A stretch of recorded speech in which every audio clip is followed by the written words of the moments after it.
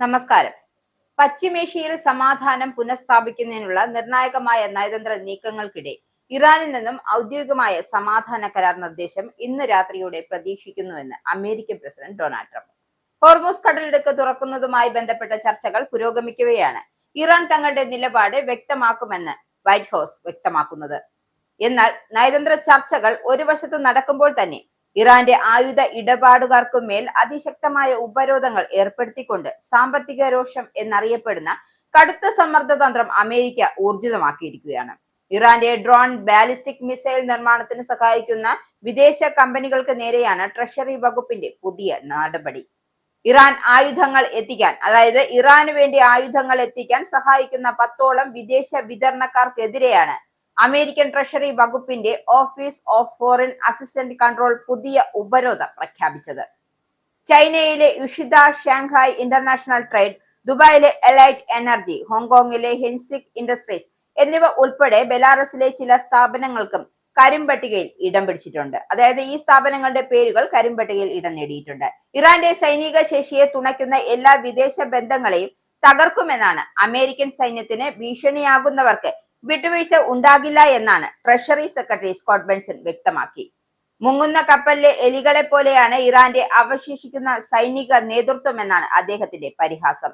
ഇറാനിൽ നിന്നുമുള്ള സമാധാന വാഗ്ദാനം ഗൗരവതരമാണോ എന്ന് പരിശോധിക്കുമെന്നും സ്റ്റേറ്റ് സെക്രട്ടറി മാർക്കോ റൂബിയോ വ്യക്തമാക്കിയിട്ടുണ്ട്. മാസങ്ങളോളം നീണ്ടുനിന്ന ബോംബാക്രമണങ്ങൾക്കും ഉപരോധങ്ങൾക്കും ശേഷം മേഖലയിൽ ശാന്തി ആഗ്രഹിക്കുന്നുണ്ട് എങ്കിലും സുരക്ഷാ കാര്യങ്ങളിൽ വിട്ടുവീഴ്ച ചെയ്യാനാകില്ല എന്നാണ് വാഷിംഗ്ടണിന്റെ നിലപാട്. ഏപ്രിൽ 8 നിലവിൽ വന്ന വെടിനിർത്തൽ കരാർ ഇപ്പോഴും നിലനിൽക്കുന്നുണ്ട് എങ്കിലും കഴിഞ്ഞ വെള്ളിയാഴ്ച അമേരിക്കൻ നാവികസേന നടത്തിയ ആക്രമണം ഇറാനെ അക്ഷരാർത്ഥത്തിൽ ചൊടിപ്പിച്ചിട്ടുണ്ട്.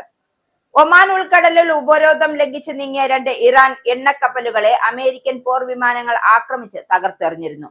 എന്നാൽ ഇത് വെടിനിർത്തൽ കരാറിന്റെ ലംഘനമല്ല എന്നും സ്വയം പ്രതിരോധത്തിന്റെ ഭാഗമാണ് എന്നാണ് ട്രംപിന്റെ വാദം. ഇറാന്റെ വരുമാന മാർഗങ്ങൾ പൂർണ്ണമായും തടയുക എന്ന ലക്ഷ്യത്തോടെയാണ് ട്രംപ് ഭരണകൂടം മുന്നോട്ട് പോകുന്നത്. എണ്ണ വരുമാനത്തിൽ നിന്നുമുള്ള കോടിക്കണക്കിന് ഡോളർ ഇതിനകം തന്നെ അമേരിക്ക തടഞ്ഞു വെച്ചു കഴിഞ്ഞു.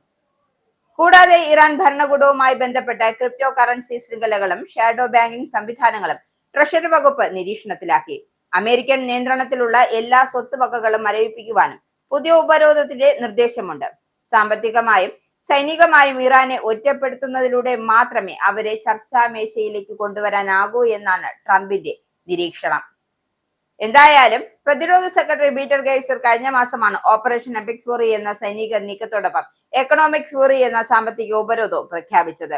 ഇറാൻ ജനതയ്ക്ക് മുന്നിൽ സുവർണ പാലം എന്നറിയപ്പെടുന്ന ഒരു സമാധാന പാത അമേരിക്ക വാഗ്ദാനം ചെയ്യുന്നുണ്ട് എങ്കിലും അത് നിരസിച്ചാൽ പ്രത്യാഘാതം ഗുരുതരമായിരിക്കുമെന്നാണ് ഹെക്സത്തിന്റെ വക മുന്നറിയിപ്പ്. ഉപരോധം തുടരുന്നതിനൊപ്പം ഇറാന്റെ ഊർജ്ജ അടിസ്ഥാന സൗകര്യ മേഖലകൾ നേരെ ബോംബാക്രമണം നടത്തുമെന്ന ഭീഷണിയും അമേരിക്ക ഉയർത്തുന്നുണ്ട്. ഈ സമ്മർദ്ദങ്ങളുടെ ഫലമായാണ് സമാധാന കരാറിനായി ഇറാൻ തയ്യാറെടുക്കുന്നു എന്നാണ് വൈറ്റ് ഹൌസിന്റെ വിലയിരുത്തൽ.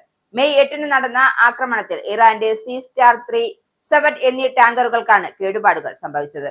കപ്പലുകളുടെ പുകക്കുഴലുകൾ ലക്ഷ്യമാക്കി കൃത്യതയാർന്ന മിസൈലുകൾ പ്രയോഗിച്ചാണ് അമേരിക്കൻ സൈന്യം അവയെ പ്രവർത്തന രഹിതമാക്കിയത്. ഇറാൻ തുറമുഖങ്ങളിലേക്ക് കടക്കാനുള്ള ശ്രമത്തിനിടെയായിരുന്നു ഈ നീക്കവും. മിഡിൽ ഈസ്റ്റിലെ അമേരിക്കൻ സൈന്യം ഉപരോധം നടപ്പിലാക്കുന്നതിൽ പൂർണ്ണമായി പ്രതിജ്ഞാബദ്ധരാണ് എന്നാണ് നിലപാട്. എന്നാൽ അമേരിക്കയുടെ ഓരോ നീക്കവും നയതന്ത്ര പരിഹാരത്തിനുള്ള ശ്രമങ്ങളെ അട്ടിമറിക്കുന്നതാണ്.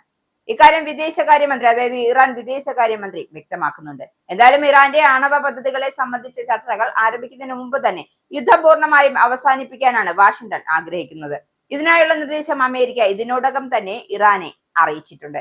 ഇതിന് ഇറാൻ ഇന്ന് നൽകുന്ന മറുപടി പശ്ചിമേഷ്യയുടെ രാഷ്ട്രീയ ഭാവി തന്നെ നിർണ്ണയിക്കും. അമേരിക്കയുടെ കടുത്ത ഉപരോധങ്ങൾക്കിടയിലും സാമ്പത്തികമായി തകർന്നു നിൽക്കുന്ന ഇറാൻ സമാധാന കരാറിന് വഴങ്ങുമോ അതോ പുതിയ സംഘർഷങ്ങളിലേക്ക് കാര്യങ്ങൾ നീങ്ങുമോ എന്നാണ് ലോകം ഉറ്റുനോക്കുന്നത്.